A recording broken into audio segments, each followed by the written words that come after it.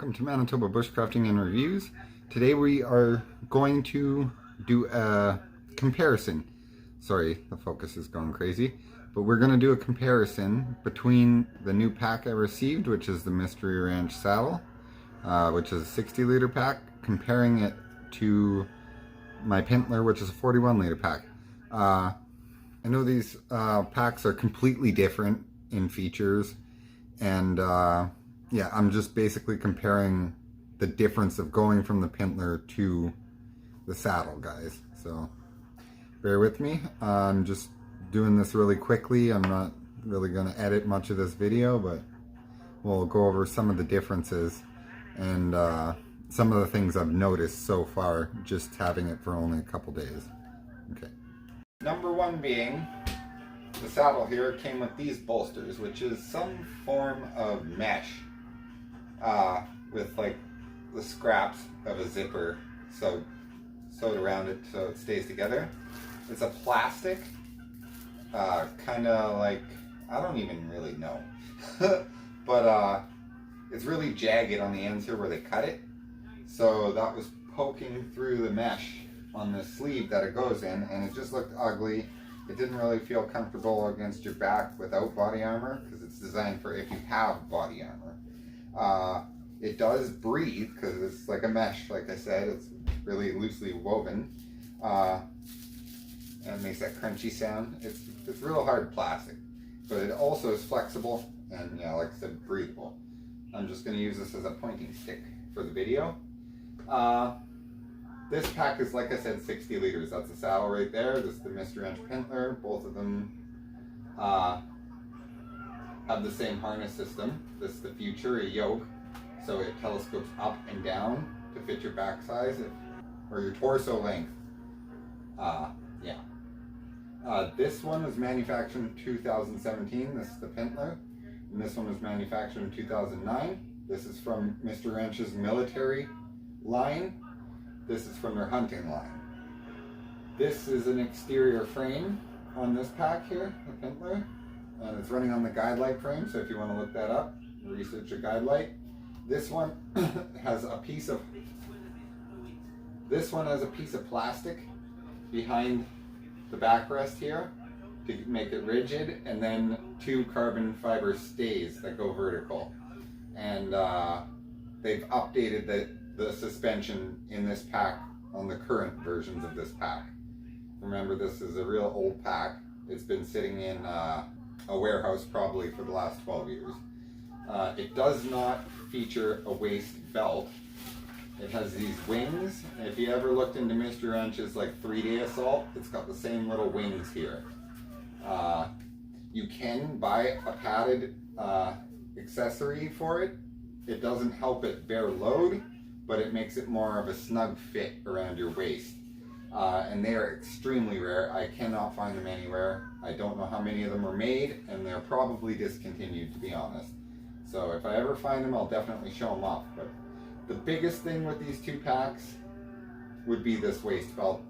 You don't really notice how much a load-bearing waist belt makes a difference until you don't have one. I went from this pack, which I usually carry my 40 liter dry sack in between the frame of this pack and the pack bag itself, and that pushes it up to roughly 60 pounds, 50 to 60 pounds. So I've ran this pack as heavy as that pack, and this pack just carries the weight way better. I cannot stress that enough. Their hunting frame that they have developed, they moved on to their new one, the MT frame, but even this older one, it just puts all that weight right on your hips, right where it's supposed to be, relieving your shoulders fatigue.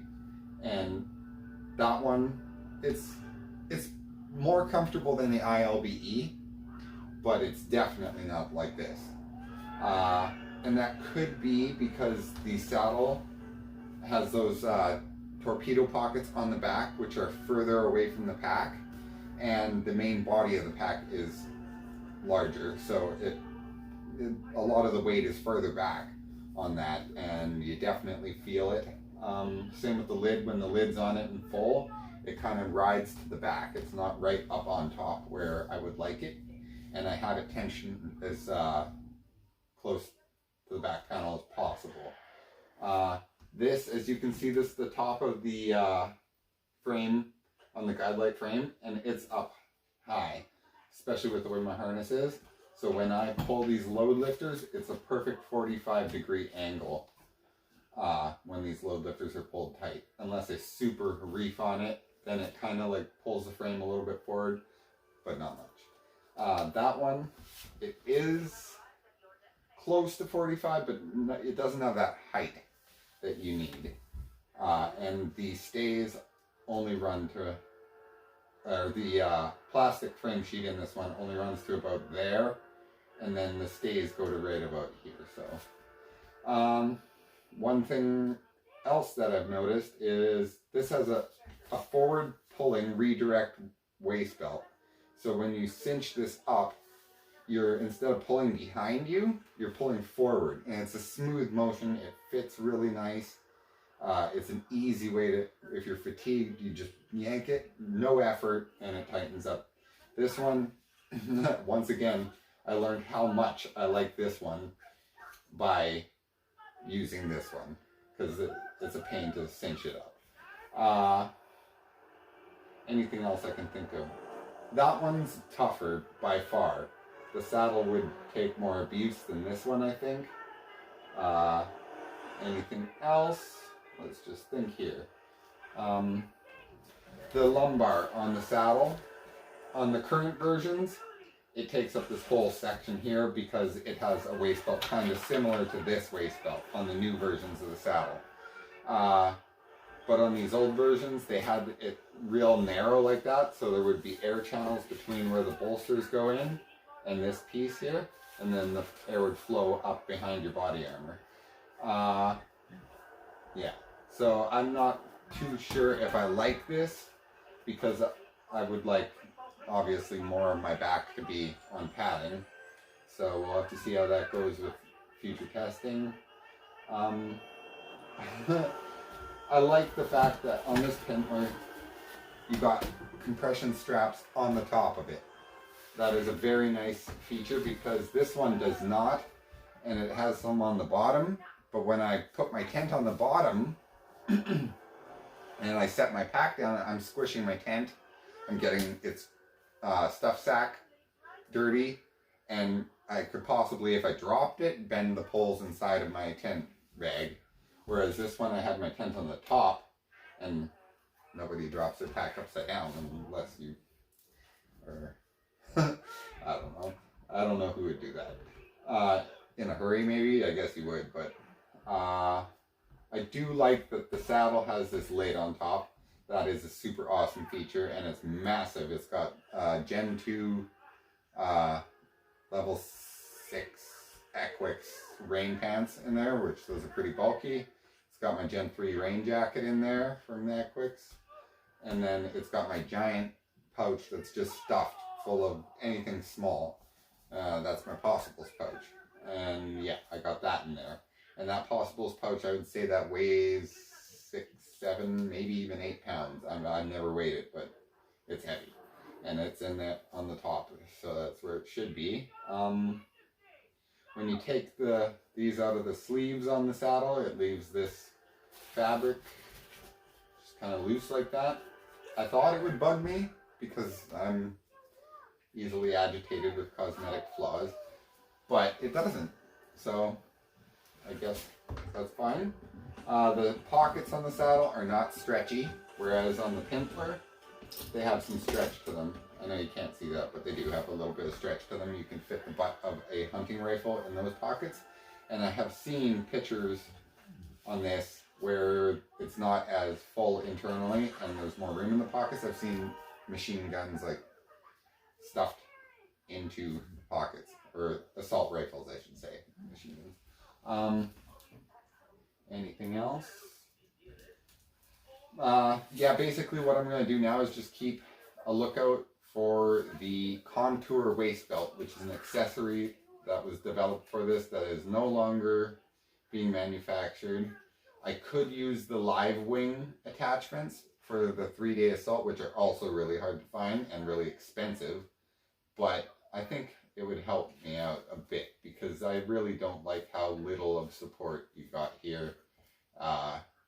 Yeah, and just the way it rubs you, it's not a pleasant thing.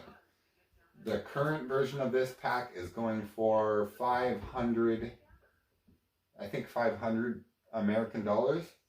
I paid 185 American plus shipping, and I paid for a used one in rough condition, and the eBay seller got to talking with me and sent me a brand spanking new one. Actually, not new, it is from 2009, but it never was worn. I even here, let's just see here.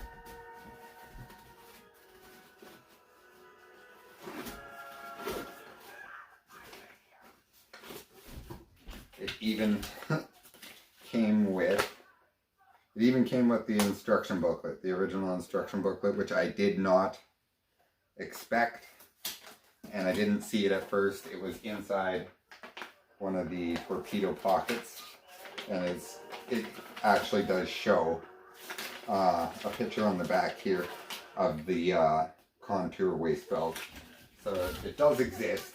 It's just finding it was the problem. I got lucky with this and got it for 185 USD, but I do not think I would get that lucky again. They're going for about $400 to $500 on eBay, Canadian. So that would be roughly, I think it would be just a little over 300 bucks. So somewhere around there. And that's for these older versions with the non-removable BVS, these things. They are removable, but on the new packs you can remove them and have no sign that they were ever there, except for a couple buckles on each side. So, volume-wise, this does fit everything that I would need to winter camp, including this sleeping bag. I do not have it packed in there right now because I'm working up to it. I've been walking without it just to get used to this pack, because it does not have a load-bearing waist belt, so it is a lot more strenuous. But that will go back into this pack. I've already had it in there. I fit everything in there perfectly fine. And yeah, I do have to put my tent on the bottom if I'm taking that sleeping bag, but I'm pretty sure I'll only be using this in winter, and then that way setting my pack in the snow really won't hurt that tent on the bottom. So that's about it. I'm going to give you a little look-see at them sitting side by side and let you guys just take a closer look at the differences, okay?